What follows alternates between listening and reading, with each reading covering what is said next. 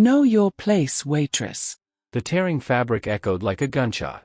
100 eyes turned toward the woman whose dress had just been ripped in front of everyone. The arrogant lady, wearing a triumphant smile, had no idea that the husband of her victim, a millionaire who never forgave humiliation, had witnessed everything. He was already crossing the ballroom toward them, and his steps promised a storm. But before we continue, tell us in the comments which city you're watching from. We love seeing how far our stories travel. Have you ever witnessed a moment when someone's life falls apart in just a few seconds? When arrogance turns into disaster, and confidence collapses into ruin? Let me tell you a story that will send chills down your spine, a story about a proud woman who learned a lesson she would remember for the rest of her life. It all began on a night that was supposed to be perfect. Picture this, a luxurious mansion on Ocean Drive in the very heart of Miami, built more than a century ago and restored to breathtaking perfection. High ceilings with ornate molding, massive crystal chandeliers scattering light into 1,000 reflections. Strings of lights ran along the walls, creating the illusion of a starry sky right inside the hall. In one corner, a string quartet played something classical and serene. The guests, more than 100 of them, looked as if they had stepped straight out of glossy magazines. Men in tailored suits from famous brands, women in evening gowns that each cost as much as a used car. Diamonds sparkled on necks and wrists, expensive perfumes mingled in the air, forming an intoxicating cocktail of scents. Waiters in white gloves glided silently between the guests, offering champagne and gourmet appetizers. It was one of those receptions where being invited was considered an honor, the crème de la crème of Miami's elite, business owners, city officials, and people who made decisions that moved millions. Everyone there was either someone important or pretending to be. Among the crowd stood Natalie Sanders. 32 years old, slender, with long chestnut hair gathered into an elegant bun. She wore a dark blue dress, not loud, not showy, but effortlessly stylish. Simple cut, fine fabric, no unnecessary details. A dress that spoke of confidence and taste rather than a desperate need to impress. Natalie never liked such events. Not at all. She felt uncomfortable among people who constantly judged each other, compared outfits, whispered behind backs, and spun intrigues. She would have preferred to spend the evening at home with a book or in a cafe with friends. But she came for her husband. Daniel Sanders, her husband, was one of the most successful entrepreneurs in the city. At 38, he had built a business empire from scratch, a freight and logistics network operating throughout the United States and Europe. Tall, fit, with sharp gray eyes and a determined jawline. A man who was used to getting what he wanted but remained fair and honest, a rare combination in the business world. They had been married for 7 years, and Natalie had always been his anchor, the quiet harbor he returned to after the storms of corporate life. She worked as a psychologist in a private counseling center, helping people overcome depression and trauma. Modest, intelligent, and kind, the opposite of the women who usually hovered around wealthy men. Daniel valued her deeply for that, for her sincerity, for loving him for who he was, not for his money. For never asking for luxury, even though he could give her anything she wanted. That evening, Natalie stood by the long table of drinks, holding a glass of white wine and chatting with a few guests about neutral topics, the weather, recent cultural events. Daniel had stepped away for a few minutes to talk with a business partner, leaving her among a small group of acquaintances. And that was when she noticed a woman walking straight toward her. Victoria Harris. Even if you didn't know her, you would instantly realize you were looking at someone accustomed to power and indulgence. 44 years old, though she appeared younger thanks to an excellent plastic surgeon and regular treatments at high-end beauty clinics. Tall, with perfect posture, her platinum blonde hair styled so flawlessly that not a single strand dared fall out of place. She wore a bright red dress, bold, tight-fitting, with a deep neckline covered in rhinestones. A diamond necklace around her neck, heavy earrings, and rings on several fingers. Everything about her screamed, "Look at me, I'm rich, I'm important, I'm better than you." Victoria was the wife of Richard Harris, one of Daniel's partners in a recent joint project. Richard was in construction, well connected with local officials, and known for having a less-than-clean reputation, whispers of bribes, rigged bids, and his knack for bending the law. Daniel worked with him out of necessity, never fully trusting him. And Victoria was even worse than her husband. arrogant, condescending, and convinced of her own superiority simply because she had married into wealth. She looked down on most people as if they were insects unworthy of her attention, especially those who were younger, prettier, or happier than she was. Natalie fit all three descriptions. Victoria had long envied Daniel's wife, silently, but venomously. It infuriated her that Natalie managed to look graceful and beautiful without even trying. That Daniel looked at his wife with a love Richard had never shown her. That Natalie was educated, had a career, and a life of her own, unlike Victoria, who simply clung to her husband's fortune. That jealousy had been simmering for months. And that evening, it finally found a way out. Victoria approached Natalie and looked her up and down, assessing, disdainful. Her lips curved into a crooked smile. "What are you doing standing here like part of the decor?" she snapped, not even bothering to say hello. Natalie turned, startled by the tone. She knew Victoria by sight. They had crossed paths at several business events before, though they had never really spoken. But she certainly hadn't expected such open hostility. "Excuse me?" Natalie asked politely, thinking she must have misheard. "Serve me," Victoria ordered, snapping her fingers the way one would summon a waiter. "Bring me some champagne. Cold. And hurry up, I don't have all night." Natalie blinked in confusion. What was happening? Did Victoria really not recognize her? Or was this some kind of cruel joke? "You're mistaken," Natalie replied calmly, trying not to show her irritation. "I'm not part of the staff." Behind Victoria, two women, her friends, equally arrogant and overdressed, snickered quietly. They exchanged glances, clearly enjoying the tension building between the two. A scandal at a high society event was the kind of entertainment people could gossip about for weeks. The atmosphere in the hall instantly grew heavy. Several nearby guests fell silent, sensing the rising tension. Conversations faded, and now every gaze was fixed on the two women. Victoria took a step closer, her face twisting with contempt. "So, you're not only slow but also insolent?" she hissed, raising her voice just enough for everyone around to hear. "How dare you talk back to me? I told you to bring champagne." Natalie felt her whole body tighten. She knew something was terribly wrong, yet couldn't believe an adult, supposedly well-mannered woman could behave like this in public. Her instincts told her to turn and walk away, but her legs felt rooted to the floor. "Listen," she began softly, trying not to escalate the scene, "I really don't work here. I'm a guest, just like you. There must be some misunderstanding." "Misunderstanding?" Victoria screeched, her eyes narrowing with rage. "You're arguing with me now?" What she was doing wasn't a misunderstanding, it was theater. A cruel, humiliating performance, staged on purpose. Victoria knew exactly who Natalie was, Daniel's wife. That was precisely why she chose to humiliate her in public.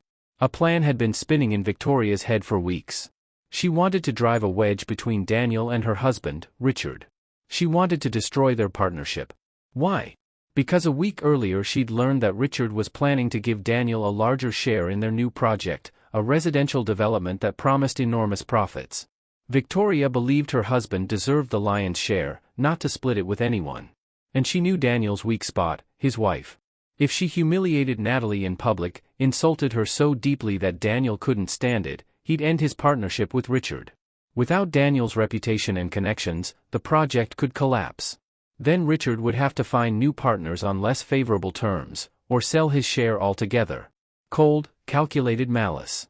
Victoria was ready to trample another human being for money and ambition. She suddenly stepped forward again, almost pressing up against Natalie. The guests around them froze, unable to believe what they were seeing. Someone even raised a phone to start recording. "Are you deaf?"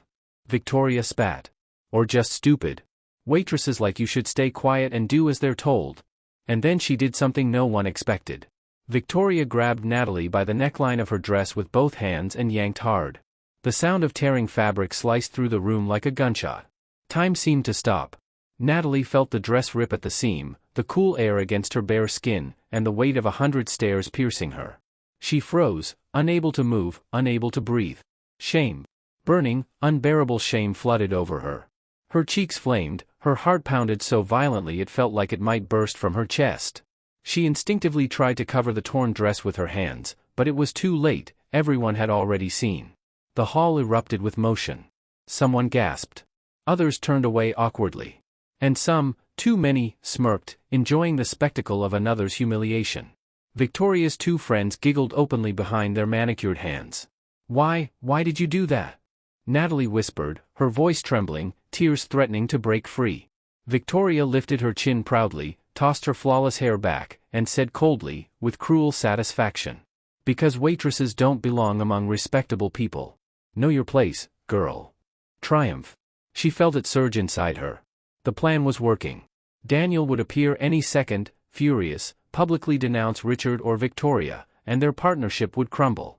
Everything was going exactly as she'd hoped. Natalie stood there, clutching the torn dress, tears finally spilling down her cheeks. Around her, people whispered, stared, and gossiped. No one moved to help.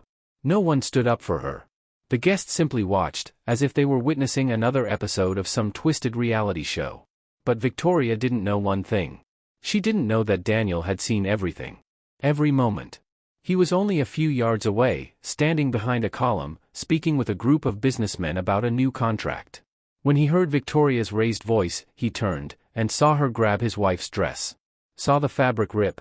Saw Natalie's tears, her shock, her pain. And something inside him broke. Daniel was a calm man. Composed. Years in business had taught him to control his emotions, never show weakness, and keep a straight face in any situation. But now, watching his wife being humiliated, he felt a wave of rage, cold, focused, and merciless, rising from deep within. His companions fell silent when they saw the look on his face. One of them, an older businessman, murmured quietly, "Daniel, not here. It's public." But Daniel was already moving forward. His steps were slow, deliberate, heavy. The crowd parted instinctively, sensing the force radiating from him. He approached so quietly that Victoria, still basking in her triumph, didn't notice him at first. His shadow fell over both women, tall, imposing, menacing.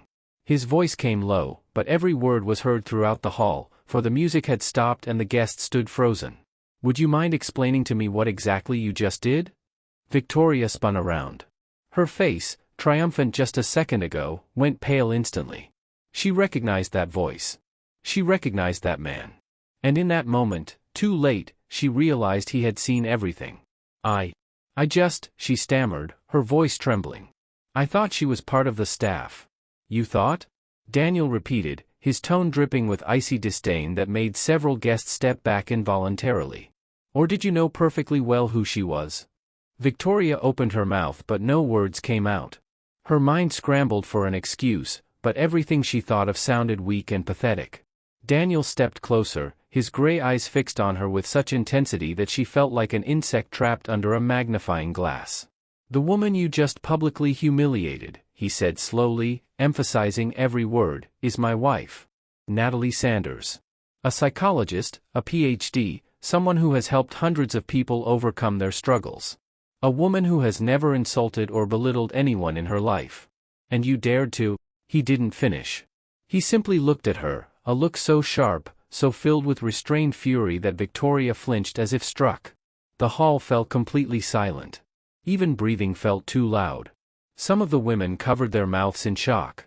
The men exchanged glances, realizing they were witnessing a scandal that would be remembered for years. Victoria's face twisted, a mix of fear, shame, and anger. She could feel hundreds of eyes drilling into her, the whispers spreading through the room.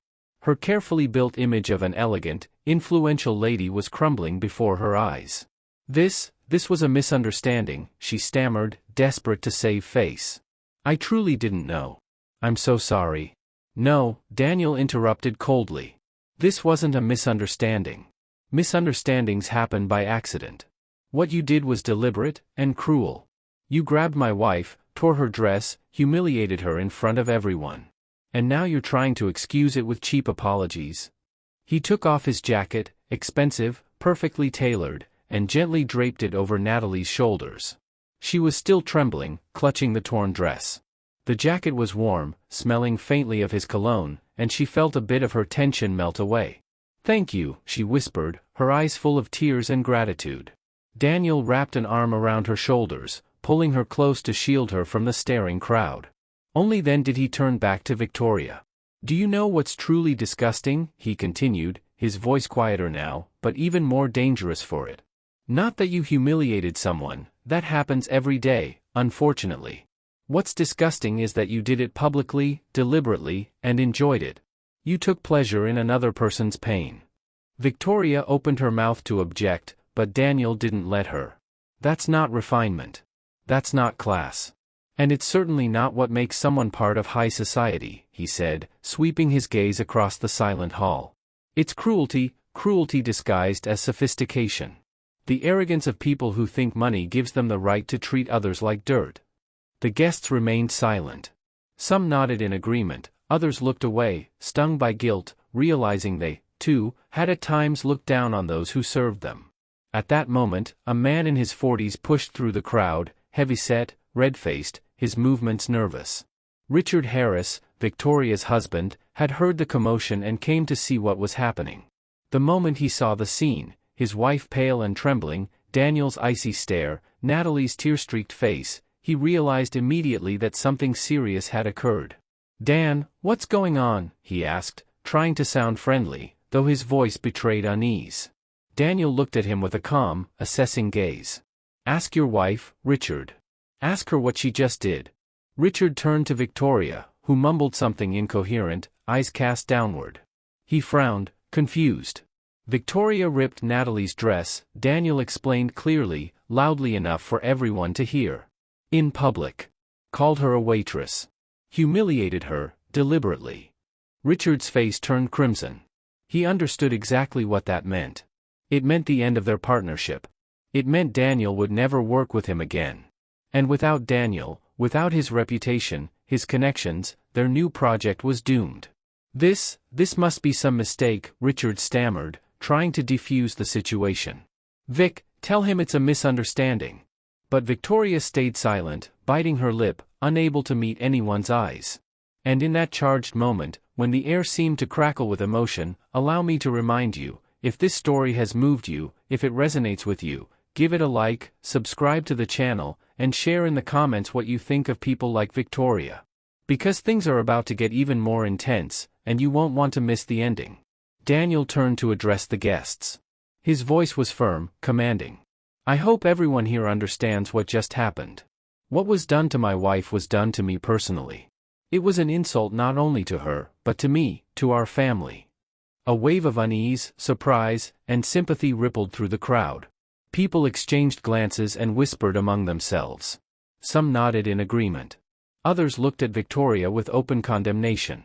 Victoria's two friends, who had been laughing just moments earlier, now tried to make themselves invisible, realizing they had chosen the losing side. Wrapped in her husband's jacket and shielded by his embrace, Natalie looked at Daniel with a mix of gratitude, pain, and love. She understood that after this night, their lives would change forever. The story would spread across the city by morning. Everyone would be talking about it. But she also knew that her husband had stood up for her, publicly, without fear of scandal or losing a business partner. He had chosen her dignity over profit. Richard Harris nervously adjusted his tie, desperately trying to think of a way to fix the situation. "Dan, let's handle this like adults," he said in a conciliatory tone.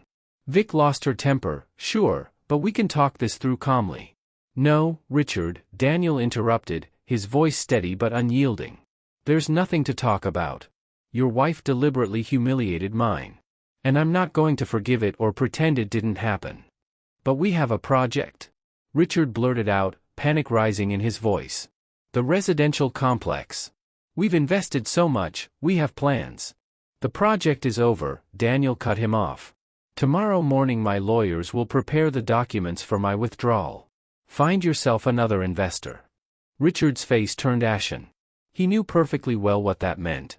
Without Daniel, without his capital and reputation, the project would collapse. Banks wouldn't renew their loans, and other investors would walk away. It was ruin. Financial ruin that could lead to bankruptcy. He turned to his wife, fury blazing in his eyes. "Do you realize what you've done?" he hissed, gripping Victoria's arm so tightly she cried out in pain. "Because of your stupidity, we're losing everything. Everything." Victoria tried to pull away, but he held her firm. His face was contorted with rage, not because she had humiliated someone, but because she had ruined a lucrative deal. "Richard, you're hurting me," she whispered, fear creeping into her voice for the first time that evening. Hurting you, he snapped. Did you think about how much it'll hurt when creditors come to seize our property? When our reputation goes down the drain? The guests watched the unfolding domestic scene with morbid fascination. Some had already taken out their phones to record it. By morning, it would be all over social media and gossip sites. But then, someone else stepped in. From the crowd emerged a woman in her 50s, elegant and composed in a simple dark dress. It was Laura Bennett, owner of a jewelry boutique chain and one of the most respected businesswomen in Miami. She knew both Daniel and Natalie personally. They had met at various events before. Daniel, Natalie, she said in a calm yet firm voice, I've seen everything from the very beginning. And I just want to say, this woman's behavior, she nodded toward Victoria, was absolutely disgraceful. Natalie, dear, come with me. I have a spare dress in my car. I always keep one for emergencies. You can change and pull yourself together. Natalie nodded gratefully, still too shaken to speak. Laura placed a comforting hand on her shoulder and led her toward the exit, gently pushing through the crowd of onlookers. Daniel watched his wife go, made sure she was in good hands, and only then turned back to Richard and Victoria. I want you both to understand something, he said, his tone hardening. Money, connections, status, all of that is temporary. Here today, gone tomorrow. But dignity, respect, and honor, those are what truly define a person. And what you've shown tonight is the complete absence of all three. He paused, scanning the now silent hall. By tomorrow, everyone will know what happened here. People are already recording, he said, nodding toward the guests holding up their phones. And the world will see who you really are. Not a powerful couple, not social elites, but small, petty, cruel people who humiliate others for what? Amusement? Ego? Victoria stood with her head bowed, tears streaking her once perfect makeup. Her mascara ran down her cheeks in black trails, her lipstick was smeared. The glamorous socialite was gone, replaced by a broken, frightened woman. I didn't mean to, she whispered. I was jealous of her. Natalie. She's so beautiful, so smart, and her husband loves her so much. And I feel like nothing next to Richard. The confession slipped out before she could stop it, and Victoria herself seemed startled by her own words. Richard turned to her sharply, his face flushing crimson. What did you just say? He growled. The truth, she said softly, her voice heavy with resignation. You don't love me, Richard. You never have. To you, I'm just a pretty accessory you can show off at events. You don't even remember the last time we had a real conversation, not about money, not about business, just a conversation between husband and wife. Richard opened his mouth to reply, but no words came. Because she was right. Completely right. Someone in the crowd sighed with sympathy. The scene was no longer just a scandal, it had turned into a tragedy. A tragedy of a loveless marriage built on calculation and appearances. Daniel looked at the couple, not with anger, but with pity. Pity for two people so consumed by the chase for status and money that they'd forgotten what it meant to be human. Victoria, he said directly, his tone softening, I understand that jealousy is a heavy burden. It eats you from the inside. But it doesn't give you the right to humiliate others. If you're unhappy in your marriage, deal with it. Leave, get divorced, start over. But don't take your pain out on other people. Victoria lifted her eyes, red and swollen from tears. I can't leave, she whispered. We signed a prenuptial agreement. If I file for divorce, I'll lose everything, the house, the money, everything. I'm 44. Where would I even go at my age? To a psychologist, came a calm voice from behind. It was Laura Bennett, who had just returned, and beside her stood Natalie, now changed into a simple black dress that fit her perfectly. Her face was washed, her eyes still red, but she carried herself with quiet dignity. To a psychologist, Laura repeated. So you can understand yourself, figure out what you really want from life. And start rebuilding it, on your own terms. Not cling to a marriage that only makes you miserable. Natalie took a step forward. Everyone fell silent, no one expected her to speak again after what she'd been through. Victoria, she said softly, look at me. Victoria lifted her head, and their eyes met. In Natalie's gaze there was no hatred, no gloating satisfaction that her tormentor was now broken. Only compassion. What you did was terrible, Natalie said. It humiliated me, it hurt me deeply. But I can see you're suffering too. And I don't want revenge, or to take pleasure in your downfall.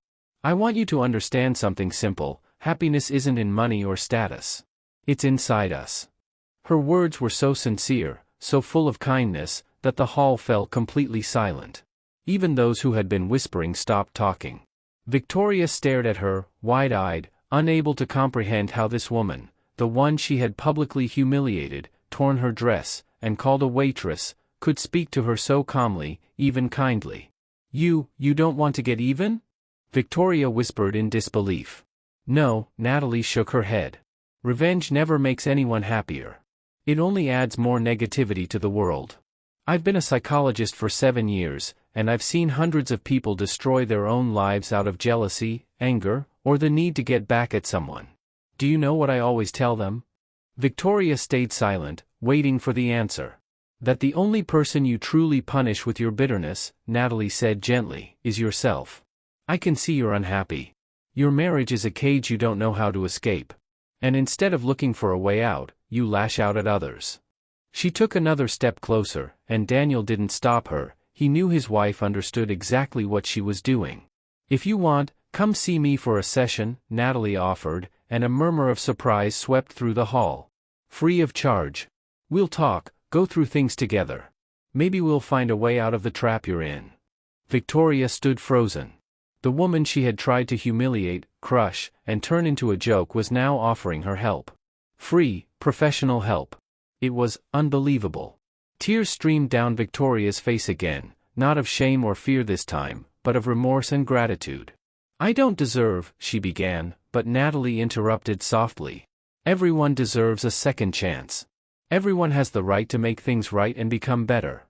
Daniel put his arm around his wife's shoulders, pride glowing in his eyes.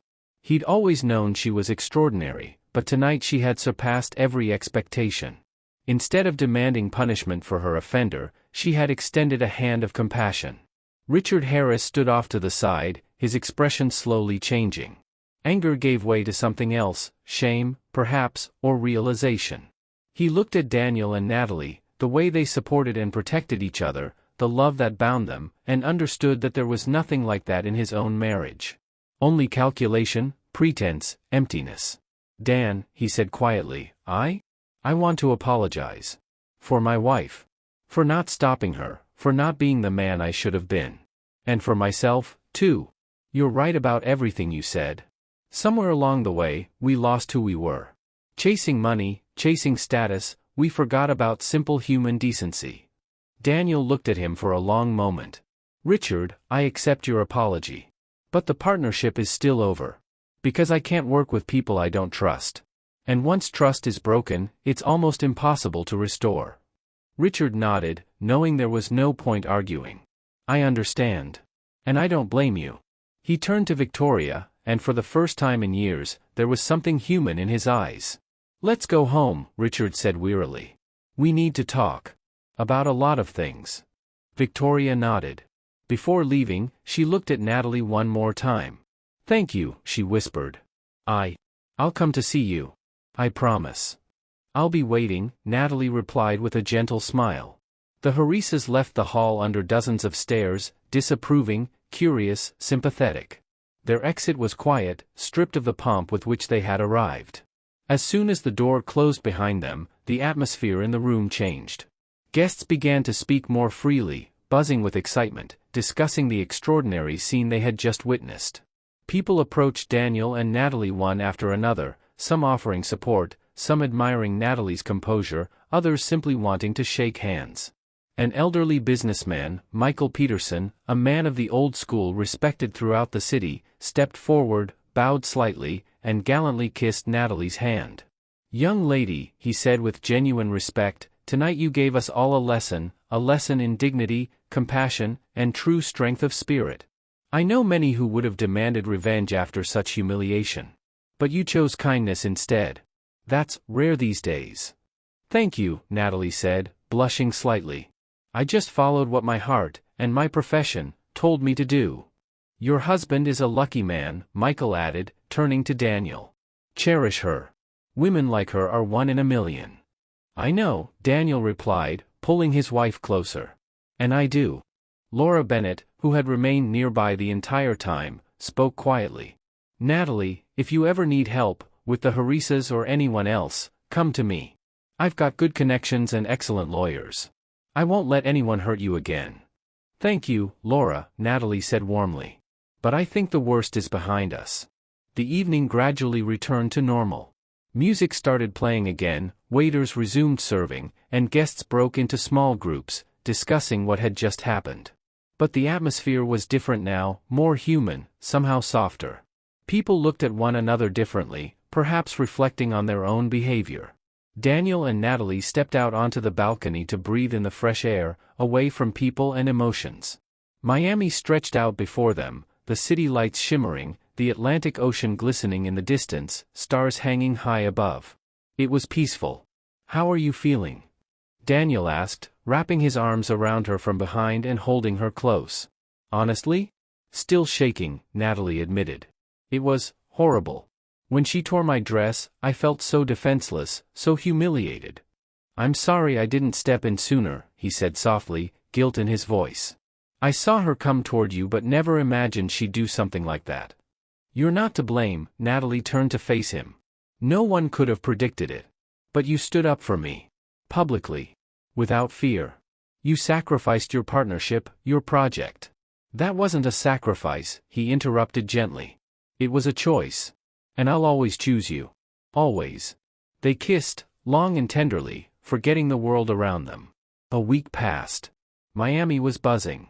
The story of how a millionaire's wife had been humiliated at a gala, and how her husband had broken off his partnership to defend her honor, spread through the city like wildfire. A video from that night gained millions of views on social media. People debated, took sides, and shared their opinions. Most stood firmly with Natalie and Daniel.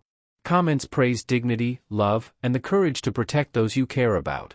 Victoria, however, was ruthlessly condemned, called cruel, arrogant, heartless. There were, of course, a few who tried to justify her actions, saying things like, "She just made a mistake," or "Everyone snaps sometimes." But they were in the minority. For Richard Harris, the consequences were catastrophic. Without Daniel, the residential complex project began to collapse. Banks refused to extend loans, investors backed out, and contractors demanded upfront payments that weren't available. Within a week, Richard had lost more than half his fortune trying to keep his business afloat. His partners and acquaintances turned away. No one wanted to be associated with a man whose wife had caused such a scandal. In the business world, reputation is everything, and Richard lost his in one night. As for Victoria, she fell into a deep depression.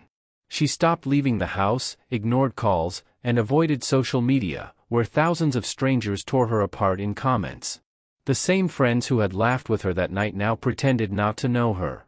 She finally realized the magnitude of what she'd done, how one impulsive act had destroyed her life, her husband's, and their family's reputation. On the fourth day after the incident, she gathered the courage to call Natalie. The phone rang for a long time, and Victoria was about to hang up when she heard a calm voice. "This is Natalie." "Natalie?" Victoria's voice trembled. It's Victoria Harris." There was a pause on the other end. Then, "Hello, Victoria. I'm listening. You said I could come to see you." "For a session," Victoria stammered. "Is that offer still open?" "Of course," Natalie replied without hesitation. "When would you like to come?" Could it be today?" Victoria asked, her voice breaking with quiet sobs. "I feel awful. I don't know what to do. It feels like my whole world has collapsed." "Come by in 2 hours," Natalie said gently. "I'll text you my office address." "And, Victoria?" "Yes? Everything's going to be all right. I promise. We'll figure it out together." Victoria arrived exactly 2 hours later. Natalie's office was in a quiet neighborhood, inside a beautifully restored old building. It was cozy and bright, comfortable chairs, shelves filled with books, soft lighting. The kind of place where you wanted to open up. When Victoria entered, Natalie stood and extended her hand for a handshake.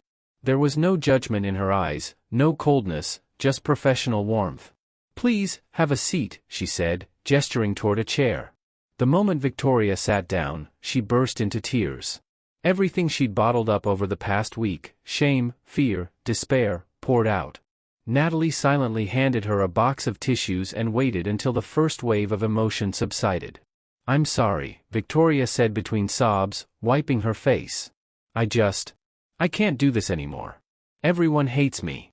Thousands of people online are cursing me, people who don't even know me. Richard barely speaks to me except when it's about the house. He blames me for everything. And he's right. I ruined it all." "Victoria," Natalie began calmly, "let's start with why you did it. What drove you to act that way?" Victoria hesitated, choosing her words. I was jealous of you," she admitted quietly. "You're young, beautiful, smart. Your husband looks at you the way Richard never looks at me. You have a job you love. And me. I have nothing. Just my husband's money, and emptiness inside. And you thought humiliating me would make you feel better?" Natalie asked, without a trace of judgment, simply stating a fact. "Yes," Victoria nodded. "I thought it would give me relief. That I'd prove something to myself, that I was somebody, that I had control. But instead, I proved that I'm worthless." Natalie shook her head. "You're not worthless, Victoria. You're a person who made a mistake, a serious, painful one, but still just a mistake. What matters now isn't punishing yourself forever, it's understanding why it happened and starting to change." They talked for the next hour and a half. Natalie worked gently but precisely, helping Victoria unpack years of bottled-up pain, frustration with her marriage, a sense of purposelessness, fear of aging, envy toward other women. "Your marriage to Richard was built on the wrong foundation," Natalie summarized softly. "On calculation, money, and status, not on love or respect. And that's been eating you alive." "But I can't leave," Victoria protested. "The prenup." "A prenuptial agreement can be challenged," Natalie interrupted. "If you can prove it was signed under pressure or contains unfair terms. I know a lawyer who specializes in these cases. Do you want his contact information?" Victoria looked at her in disbelief, her eyes wide. You'd really help me? After everything I did to you?" "I want you to stop being miserable," Natalie replied simply. "Because unhappy people hurt others. But happy people, they make the world better." By the end of the session, Victoria looked different. Not healed, that would take time and effort, but calmer, more aware. She realized her life wasn't over, that there was a way out. "Thank you," she said as she stood up, her voice filled with genuine gratitude. "I don't know if I'll ever be able to make up for what I did, but I'll try to be better. I promise." "Come back next week," Natalie said. "We'll keep working." 3 months passed. Life in Miami went on, but some things had changed forever. Victoria Harris filed for divorce. With the help of the lawyer whose contact Natalie had given her, she managed to challenge the unfair clauses in the prenup. The court ruled that the agreement had been drafted with serious violations, and Victoria received half of their shared assets, an apartment downtown, a car, and a fair financial settlement. Richard didn't fight it. He understood that their marriage had been a mistake from the beginning and that there was no point holding on to it. Victoria began a new life. She rented an office and opened a small event planning agency, discovering she had a real talent for it, something she'd never tried before. Gradually, clients began to return, first those who knew her personally, then new ones who came through recommendations. She continued her therapy sessions with Natalie once a week, consistently. She worked on herself, her trauma, her insecurity, her dependence on others' opinions. It wasn't easy, there were setbacks, but she didn't give up. Then one day, for months after that fateful night, Victoria gathered her courage and came to see Natalie, not for a session, but simply to visit, bringing flowers and a box of chocolates. "I just wanted to say thank you," Victoria said, standing at the Sanders' doorstep. "Not just for the therapy. For giving me a second chance. For not crushing me completely when you had every right to. For reaching out to help me when I didn't deserve it at all." Natalie smiled and invited her in. They sat in the kitchen, sipping tea, no longer as psychologist and client but as two women who had gone through something hard and come out changed. "You know what's strange?" Victoria admitted, holding her warm cup. "I lost everything I thought mattered, the status of being a rich man's wife, the luxury, the high society circle. But I feel happier than I have in 15 years. For the first time in ages, I'm living my own life, Not playing the part others expect of me. That's normal, Natalie nodded. Sometimes we have to lose everything on the outside to find who we really are inside. At that moment, Daniel walked into the kitchen. Seeing Victoria, he froze for a second, then politely greeted her. "Good evening," Victoria replied, her voice carrying a hint of nervousness. She stood up. "Daniel, I wanted to apologize to you in person. For that night. For what I did to Natalie. It was cruel, unforgivable." Daniel looked at her for a long moment, thoughtful. "Victoria, it's been 4 months. In that time, I've seen you change. Natalie's told me about your progress in therapy, about how you've started a new life. And you know what? I'm genuinely glad for you." You've forgiven me?" she asked in disbelief. "I've accepted what happened and let go of my anger," he said. "Forgiveness is a process. But I can see you're working on yourself, and that deserves respect." Victoria felt a massive weight lift from her shoulders. She hadn't expected forgiveness, not now, maybe not ever. But even those few words meant more than she could say. And what about Richard Harris? His story took a very different turn. After the divorce and the collapse of his business, he tried to rebuild his reputation, but it proved nearly impossible. Former partners refused to work with him, banks denied him credit, and one project after another failed. He started drinking, at first just a little, to take the edge off the stress, but soon it became more.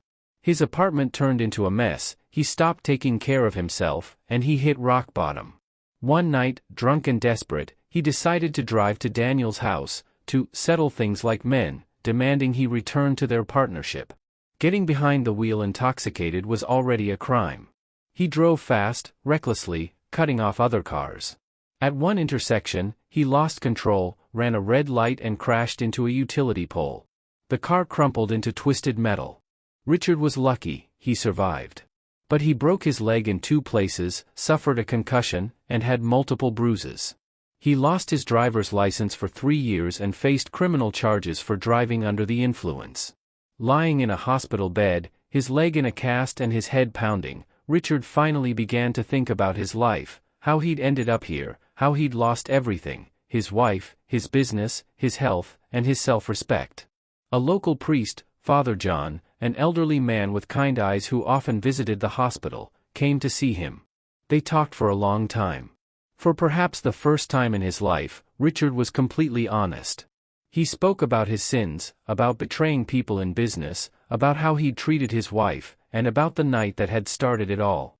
"My son," Father John said, "you've been through a great trial. And now you have a choice, to grow bitter, blame everyone else, and sink to the bottom, or to take responsibility for your life and start changing. As long as you're alive, as long as you have strength, it's never too late to make things right."